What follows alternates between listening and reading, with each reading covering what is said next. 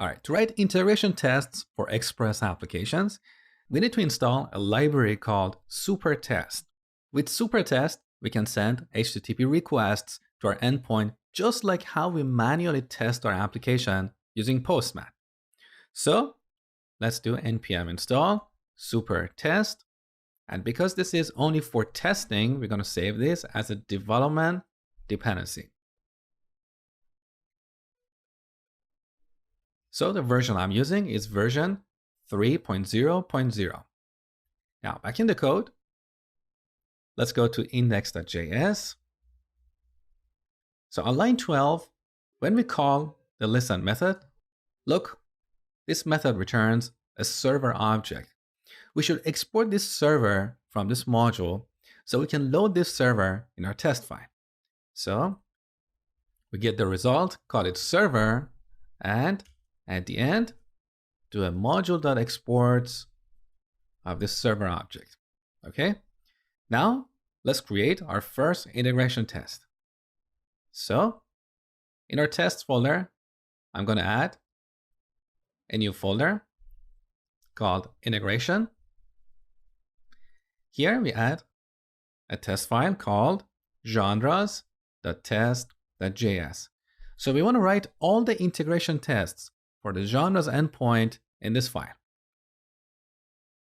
So we start with a describe block. Let's call this test suite /API/genres.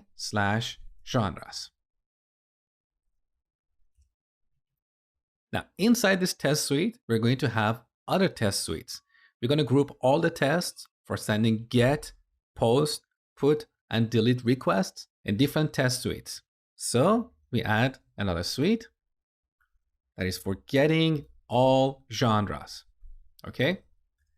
Now in this test suite, we're going to have one test. It should return all genres. Okay. Now we need to load our server. So on the top, we have to go a few levels up. So /. Now we're in the test folder one more time. Now we're in the root so we can load the index module. And with this, we get the server object. Now there is a problem with loading the server like this. The first time we run this integration test, this server will listen on port 3000. Now if we make a change to our code, Jess is going to rerun our tests.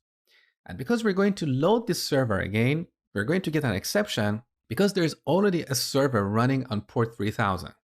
So when writing integration tests, we should load the server before and close it after each test. So in Jasmine and Jess, we have another utility function called before each. Just like the other utility functions, this function takes a callback.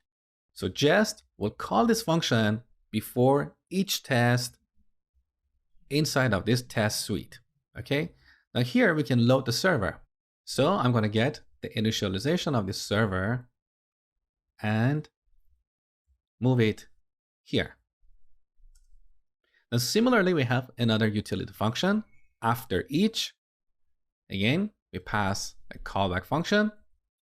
And here we can call server.close to shut down the server.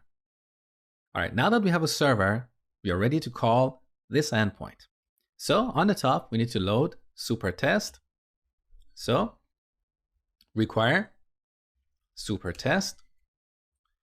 This module returns a function that we call request. And with this, we can send a request to an endpoint. So here in our test function, we call request. As an argument, we pass our server object. And then depending on the type of the request we want to send, we call get or post or put or delete. We're going to send a get request to this endpoint /API/genres. Now this returns a promise. So when we await it, we get a response object. Okay. Now, because we have used await here, we need to mark our test function as async. Now, finally, we can make a simple assertion like this. Expect response status to be 200. So now let's run this test.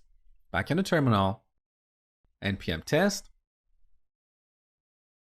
All right, all our tests are passing, beautiful. So it's successfully sent an HTTP GET request to our genres endpoint. However, this test is a little bit too generic. With this test, we can't verify if we're actually getting the list of genres.